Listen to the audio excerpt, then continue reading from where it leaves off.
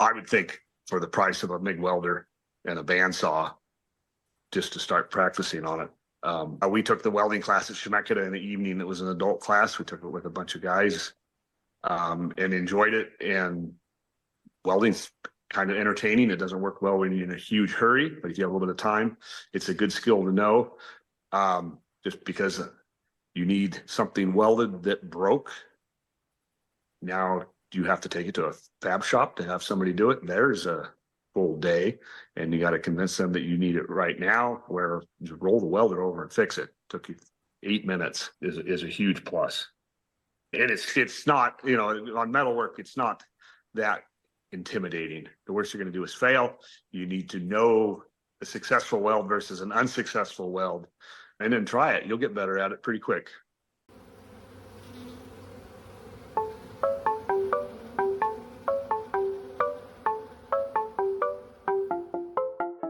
From the Oregon State University Extension Service, this is PolliNation, a podcast that tells the stories of researchers, land managers, and people like you who are making bold strides to improve the health of pollinators. I'm your host, Dr. Adoni Melathopoulos, Associate Professor of Pollinator Health in the Department of Horticulture. Welcome. This is our commercial beekeeping segment with Harry Vanderpool from Vanderpool Farms. Harry, tell us a little bit about our guest today. Oh, it's just awesome that we're going to talk today with Nick VanCalcar of VanCalcar Apiaries, Amity, Oregon. I met Nick on the edge of a meadow foam field maybe 20 years ago. Kenny Williams introduced me to him. We shook hands. 5 minutes later, he was pulling me out of the mud. Oh, God. Ever since then, on and off, some years and others, we pollinate together in various crops. And one thing I can say about Nick, if he says he's going to be there at 8 o'clock, it's not 7:59 or 8:01. He is 8 o'clock. It's like a miracle. And one thing about that is important in beekeeping is do what you say you're going to do. And Nick is a really good example of that. I think this episode's great because you can Nick's character really comes through, and you're prompting. We have kind of focused this episode on being able to fabricate for yourself, how important fabrication is within a beekeeping operation. Yeah, it takes dedication, Nick talks about, and it takes some grit. And he's put that to the road and done very well in his operation. Well, let's head right into the interview. Let's build some equipment this week on PolliNation.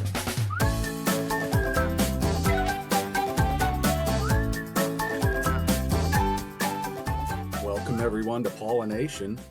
And today we have the great pleasure of talking with Nick VanCalcar of VanCalcar Apiaries out of Amity, who is someone that I've worked on and off with over the years, and he has a lot of interesting things going on and to talk about. So we're ready to go. Fantastic. Well, welcome, Nick. And why don't you tell us how your operation got started? Boy, that's a question. So ultimately, my family shield is a beehive. I didn't know that until I had already signed the papers to purchase half of my boss's business and had been a beekeeper for 13 years. I went to a little tiny private grade school, of which was interactive with parents. 2 of the parents were beekeepers, and my brother, who's 8 years older than me, one of his best friends' parents were beekeepers. So beekeeping was always around me. I remember my brother had a 4-H hive when we would all watch out the window as they got stung and the hive swarmed way up in the apple tree. And then when I got into high school, my brother and his friends who had been beekeeping were finishing college and disappearing. And I got called from Dave and Rose, "Hey, you interested in beekeeping?" I was 16 years old. And I said, "You bet." And I went out with one of their sons, picked me up every morning. One of the other sons, Scott, worked with us. And then one of Scott and Mike, or Dan being my brother's buddies, Mike, also worked that summer, and I loved it. Had a great time.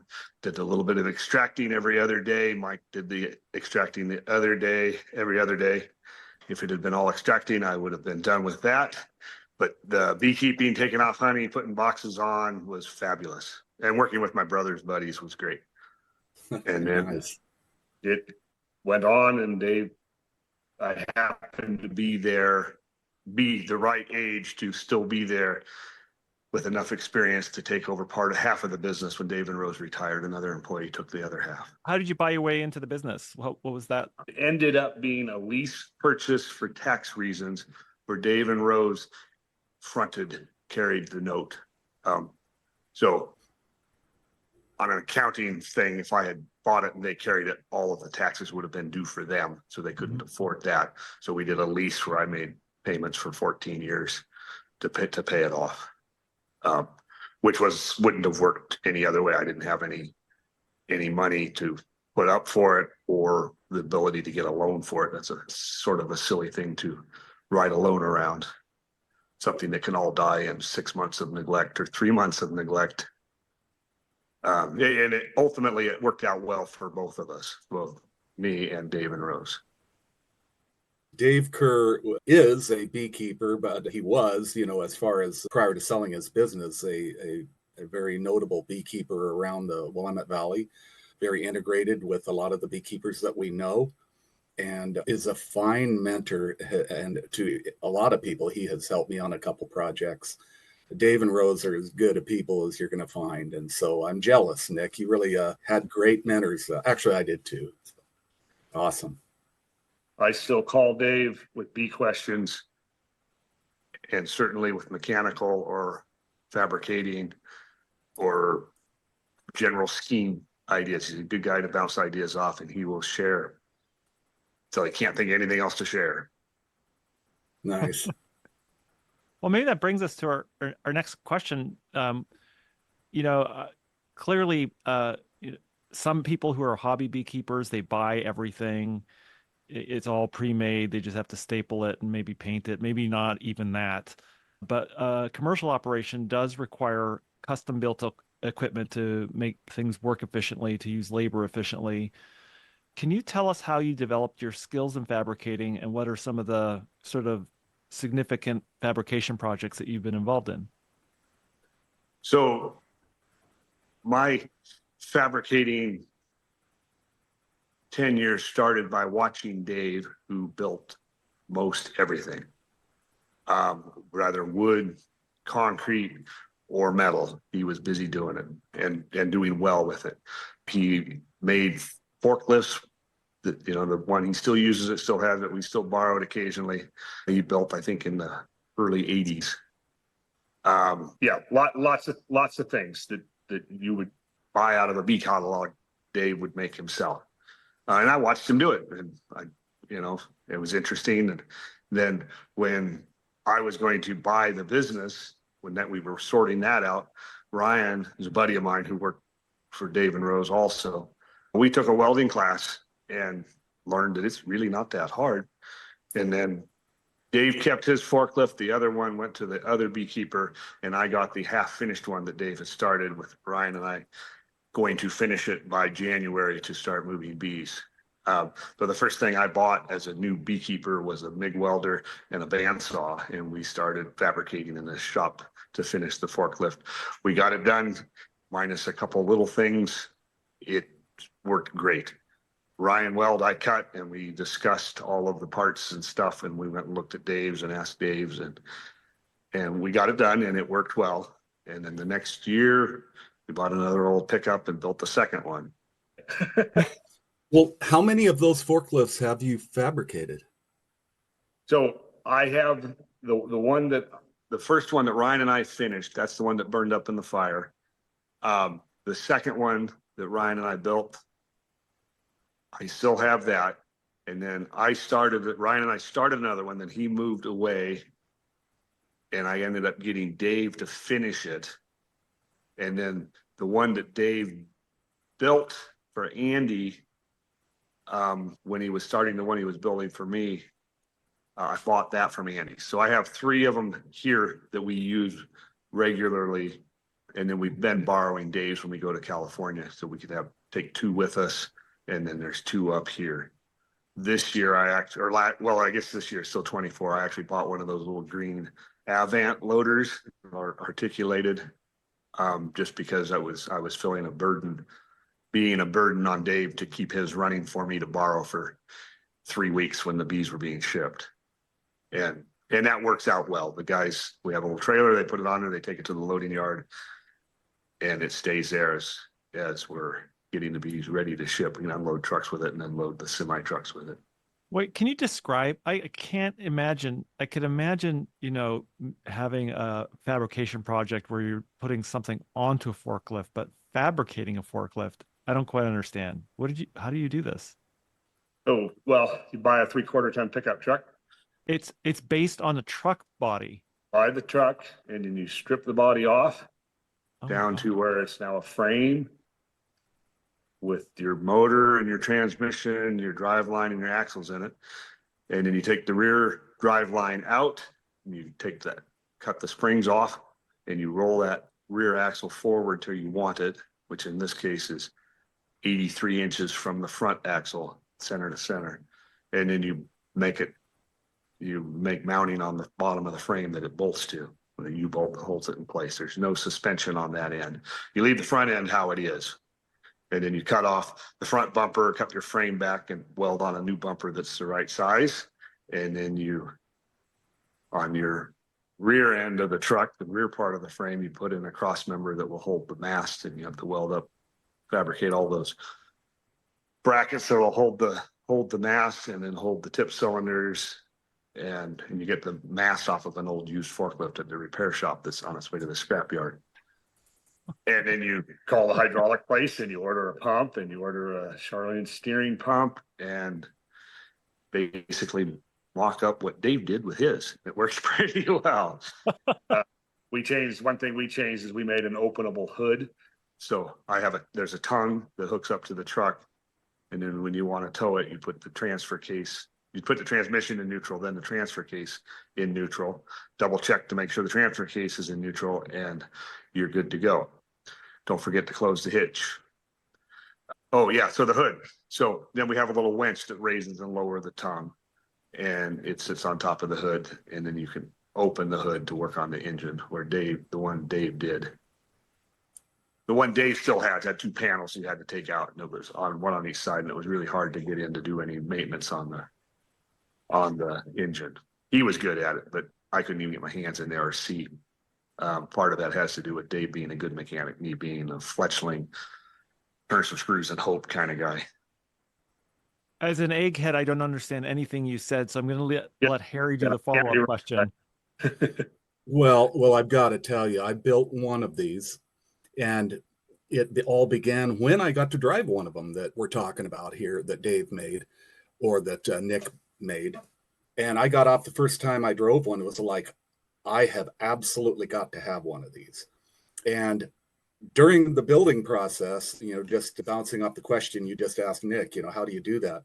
I just rang Nick's phone off the wall for like a year or a year and a half, getting good tips and guidance and, things that you wouldn't think about, design objectives, particularly design objectives. And, every machine has its advantages and disadvantages, but for me and Nick and a couple other people I know, I wouldn't have any other forklift than a towable forklift like Nick and I have. And the speed. What's the advantage over buying an articulated forklift from the factory? No trailer. I get there, I unhook it, I drive it around, move the truck wherever I want, point the truck out of the yard, hook the forklift up. You do all that with a trailer, you have to trailer in the way. You have to, guys who use the articulated ones or the Bobcats, I'm sure there are fabulous trailer backer uppers. I would improve greatly if I had that situation, but mine is lightning quick. I unhook it, it takes 15 seconds to have it unhooked. It takes about 20 to have it hooked up. That's taking it out of gear and hooking it up. No chains involved other than your toe chains you got to hook up. That's my biggest advantage. The second one is I can drive my forklift backwards because it's an automatic transmission quite rapidly if I need to. So in the almond orchard, I can go zipping down the rows when they're nice and flat. smooth at 30 miles an hour, where the guy on the little articulated one is putting along at 7 and feeling like he's really, really going fast. On the transverse of that, all the beekeepers who have those loaders don't drive their bees down the orchard rows anymore. They all put them around in easier spots. Uh-huh.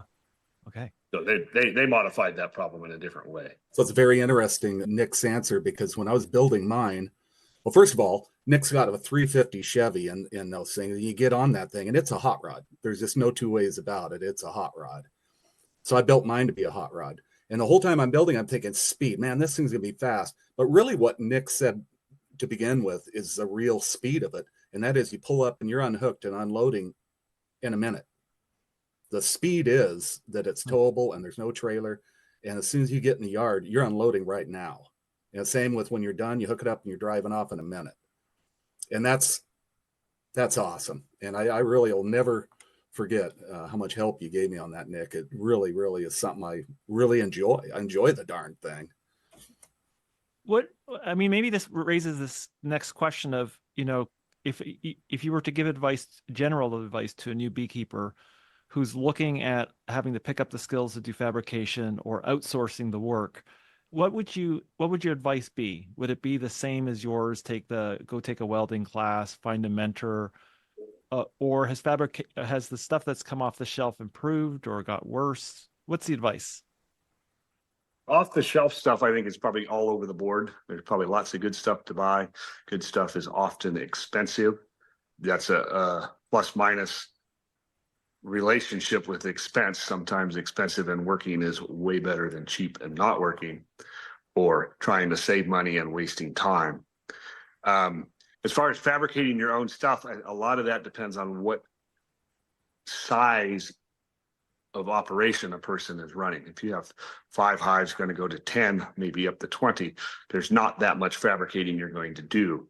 If you're starting, you're already at 1,000 hives or 500 hives and wanting to do more, and you're going to be expanding your extracting facility, you're going to be introducing new trucks into your outfit, maybe new trailers and new loaders, perhaps. I would think for the price of a MIG welder and a bandsaw, just to start practicing on it. We took the welding class at Chemeketa in the evening. It was an adult class. We took it with a bunch of guys and enjoyed it. And welding's kind of entertaining. It doesn't work well when you're in a huge hurry, but if you have a little bit of time, it's a good skill to know. Just because you need something welded that broke, now you have to take it to a fab shop to have somebody do it. There's a full day, and you got to convince them that you need it right now, where you roll the welder over and fix it. Took you 8 minutes is a huge plus. And it's not, on metalwork, it's not that intimidating. The worst you're going to do is fail. You need to know a successful weld versus an unsuccessful weld, and then try it. You'll get better at it pretty quick, and you might have some fun doing it as well. Nick, I'm sitting here looking at those tanks behind you in your room there. Who built those? There's 3 of those. I built the middle one. Oh, wow. And the other 2 were ones that Dave had. Those have been in use my entire beekeeping career and earlier. I know Dave added probably 18 inches to the top of them to add capacity in the last few years. To build it, I drew up a little picture and took it to BBC Steel and Canby, and the guy asked a couple questions, and I said, great. And I answered them, and then he sent me a little quote, and I said, great. And then he built it, and I picked it up, and I had to weld the bottom. I had to weld the sides together up one side and weld the bottom on, and then put the nipple on the bottom and plumb it, and then build the stand. Not very hard. But impressive. Very impressive. Yeah, and that I don't remember any of the numbers, but it would probably cost me 20% to have a brand new tank versus buying one similar size that was used that you didn't know what was in it before. Yeah, right. Put food grade honey in, or to put honey in, which is obviously going to be used for food. The final question. I remember when I was in northern Alberta, they had a beekeeping course. that didn't survive, but a number of great beekeepers came through that and they learned queen rearing, and in California, they went down to California, they mirrored good commercial queen breeders. They brought the technology back in. They learned fabrication. And I just wonder, when you see new beekeepers coming in, what do you think are their biggest educational challenges? And, what do they need to know to be successful in the next decade? The first point of success, which I've gotten away with several times, beekeeping is an up and down game. You're going to have good years, you're going to have bad years. If you're buying some new bees, you're going to have a good year to start with, followed by a lesser year, as your second winter with older queens is going to be way different. The biggest thing is, don't get yourself over your head financially. Don't get strung out with loans. I built one of these barns. I built with credit cards. I got a $20,000 convenient check on this one, a $50,000 convenient check on that one, and ultimately it was enough to buy the materials to build the barn. Well, now you had 9 months to pay it off before those interest rates changed, and I ended up getting a USDA loan. I was still a new farmer at that point, so I got away with getting the loan to cover that. Otherwise, I was headed for a sinking ship quickly, trying to pay those back. And since then, I've really only borrowed to buy new equipment. So you're getting an equipment loan on it. I have a a line of credit that I've used a couple times to get out just at the end of the year till you start getting your California check in. But when the beekeeping turns south on you, you can't have a big lineup of bills to pay. It'll eat you up quick. And you lost a whole bunch of bees and you have to rebuild them. Well, now you're looking at a little different financial situation where the money coming in is going to all get poured right back into those bees. There's not much to take out of it to pay yourself with. You have to be wise of the help you're using to keep that within the bounds of affordability. And if you borrowed a bunch of money and your bees went south and now you're running at 75% of what you had figured, those numbers aren't going to add up. And my experience is that happens every few years. Something doesn't go right. Something gets overlooked, or Mother Nature turns the corner on you and you didn't recognize it in time. Definitely a roller coaster. Yeah. Definitely. Yep. Harry and I were talking earlier about the importance, and maybe this came up in your experience of just having a mentor and being able to have somebody point, the education that you need is somebody who's run this business before, and to know the 5-year cycles and, to get a sense of how this runs before you really commit. Yeah. So I kept bees with Dave and Rose in the summer, all through high school and college. I dropped out once, kept bees for the spring. And then after that, I worked for them for 4.5 years before they retired, working all season. That was invaluable, and their wisdom and experience was invaluable. Being a commercial beekeeper, I would be pretty reluctant to hire somebody whose goal was to run their own bee business. You get real quick into a non-compete clause. Yes, you can come work for me and I'll teach you beekeeping, but when you leave, you're not going to beekeep here. Right. Because I'm going to teach you where the spots are, what to do to have those there, who the farmers are. You're going to have their contacts, and then you're going to get started. And next thing you know, we're going to be bumping heads about who's putting bees where, and we're going to overpopulate an area with beehives, both causing problems for pollination and honey production. But where it's a succession planning kind of situation, that can work really well.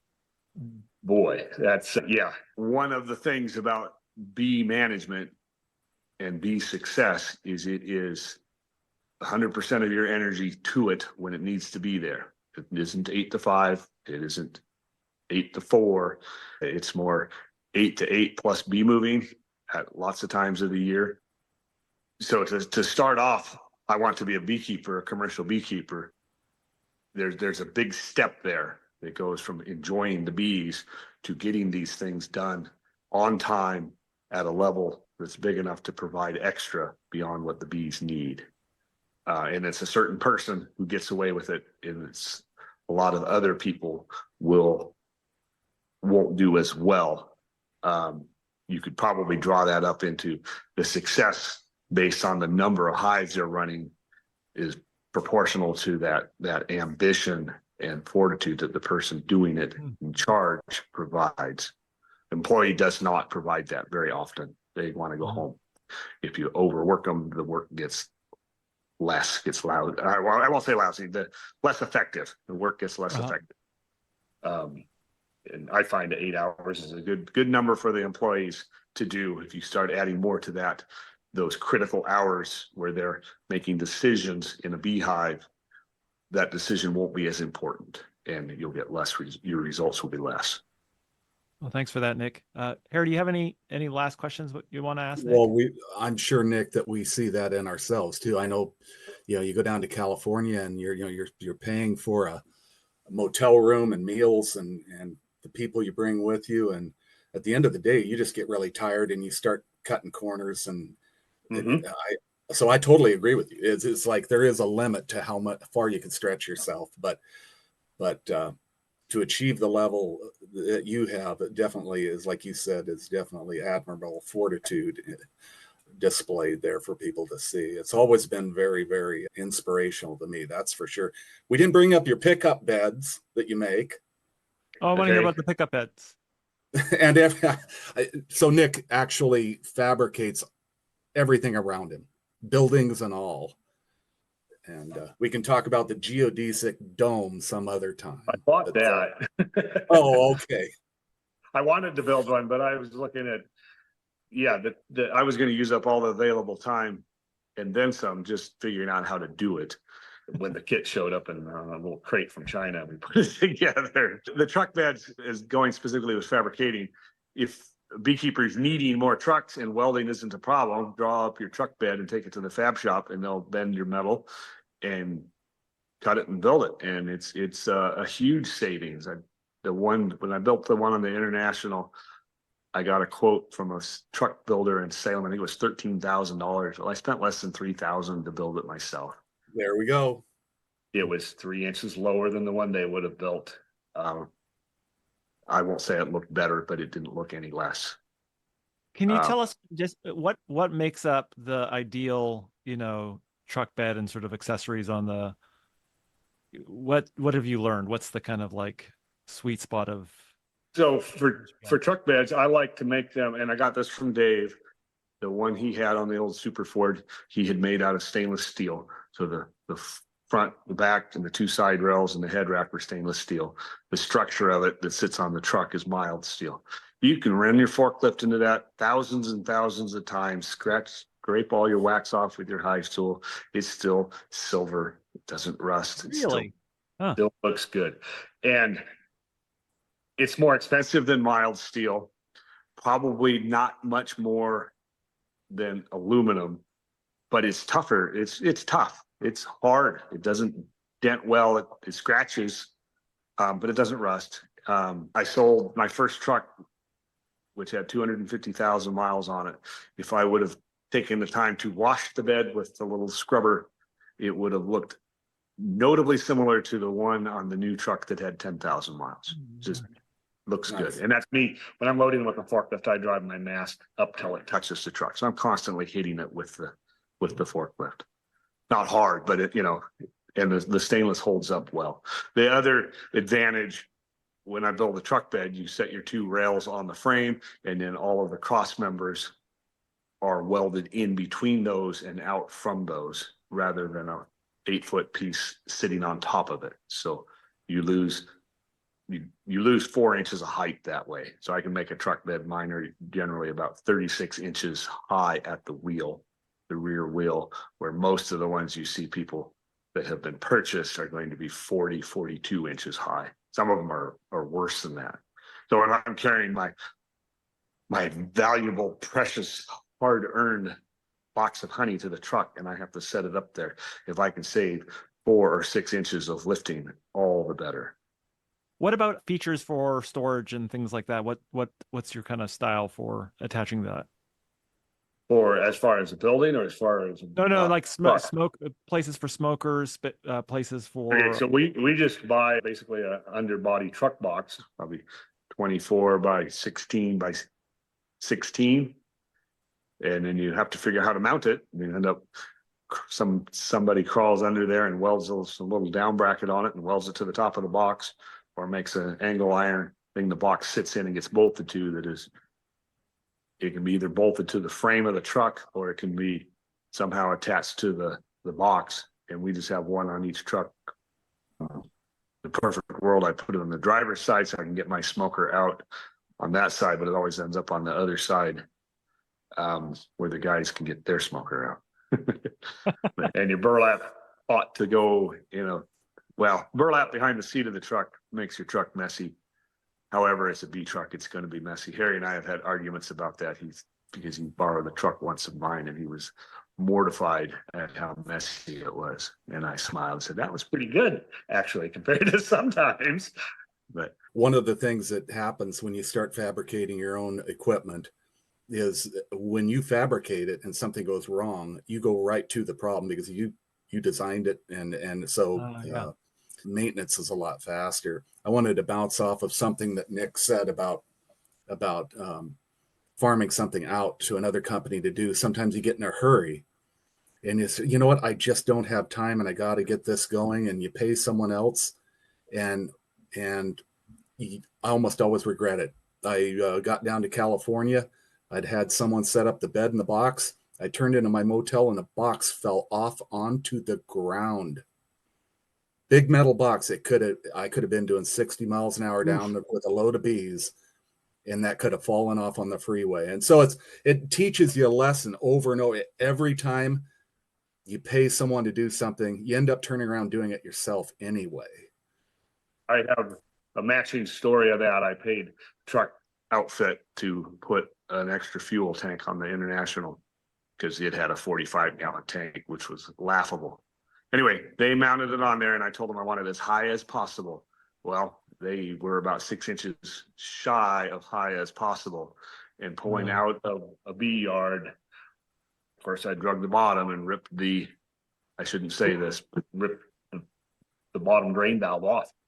And I think I heard it. I stopped and got out, and of course diesel was running out, and on 20 miles from anything. I said, well, I hopped back in the truck and I drove, sprinkling diesel the whole way, got back to the shop and grabbed a couple buckets and caught what was left of it. And then I went and bitched at and I ended up not using the tank anymore. I ended up selling the truck before I got around to fixing it. Wow. So, and that was just something, the guy putting it on there, he didn't know what I did with the truck, or didn't compute that any little rise coming out of the field or out of a driveway is going to drag, and it's a fuel tank. Oh, geez. Not going to hold up to it. So that's one of the things I get to see when I go visit Nick is just this sense of self-reliance that I really appreciate and like to build into my work as well. And that's what it is. The quality you can build into your own fabrication is great. And I love the idea that you actually know exactly how you're going to use that equipment, and that gives you the flexibility to work more efficiently, or in this case, to actually get the work done. And also, when it breaks, it's going to be some stupid time. You're going to be really busy, or it's going to be in the middle of the night. We had a flat tire once coming home from Clatskanie on a trailer with bees. Isai was behind me, and he called and said, Nick, you got a problem? And so I pulled over and I looked, and this trailer that I'd borrowed had 3 axles, and the middle tire was flat. And we had just passed the truck scale. I think is it Highway 30 that goes out to Columbia. Anyway, that doesn't matter. I pulled around and drove over to the truck scale, which wasn't open, and parked, and I thought about it, what to do. Well, I can't drive it home like that. And I called my buddy, who's a night owl and sits in front of his computer, and he hunted and pecked and couldn't find any tire service in Portland that was 24 hours to come out to fix this tire for me. Whoa. So he ended up we thought about it. Well, there's 2 1-ton loads of bees on the truck. So he called another guy, another buddy, and they ran out to the shop and got 2 1-tons. We sent Isai home. They came out with the fork, or I guess Isai had the forklift. So we left the forklift there. And he went home. Nick and Rodney showed up with the 2 trucks, and we unloaded the trailer and loaded those 2 trucks and then drove home. This was in early June. We got home about 30 minutes after the sunrise was coming up. It's going to be 80 some degrees. Oh, I sent Jose with 2 of the trucks to go unload, and I took the other 2 trucks, and we put one in one yard, and the big truck, which had 170 hives on it, that went to 2 other yards, and just got away with it. And it all happened in the middle of the night. Nobody there to help. Nobody at all. If anybody's helping, you had to wake them up, convince them they didn't hate you, and then come help. And that was wiped your brow and said, "Whew, got away with that. Let's not go to Pascanai anymore." Certainly with a trailer. I think that was the last year we went. I think we went one more year after that. And that was pollinating blueberries. And they would sit up there for 10 weeks. The bees would do really well, except they always came home starving. But they grew, populations went up really high while they were there. They had good solid bees coming home. Well, Nick, thanks so much for this. I think this really kind of it gave me a really great sense of the need for somebody who's going to be running a commercial operation to build these capacities in their operation and know that build equipment that is specific for what they need. Because clearly, when you're carrying bees and you're working late at night, working long hours, having something fail on you can really have incredible consequences. Yeah, get you in trouble. Bees need to be off the truck by sunrise or soon after. A lot of those skills that you learned trying to build something come in handy at unknown times. Oh, I can do that now. And that happens all the time. Yeah, so you're not just building equipment, I guess you're building a beekeeper at the same time. Thinking about something else while doing it. Well, thanks for taking the time to talk with us today. You bet. It was entertaining. Thank you. Try to find some time to rest, Nick. I know the off season is already 3/8 done. Yes. Yes. Yep. Thank you so much for listening. Show notes with links from each episode are available at the website pollinationpodcast.oregonstate.edu. I also love hearing from you, and there's a form at the website where you can pop in and say hello and give me feedback. If you want to support the show, remember to leave a rating on iTunes, Spotify, or whatever podcast mothership you use. And finally, if you have the means and you want to help support my lab's effort to document bee biodiversity in Oregon, visit OregonBeeAtlas.org and follow down to the donate button where you can make a tax-deductible donation to the Jerry and Judith Paul Native Pollinator Endowment. Every little bit helps. See you next episode.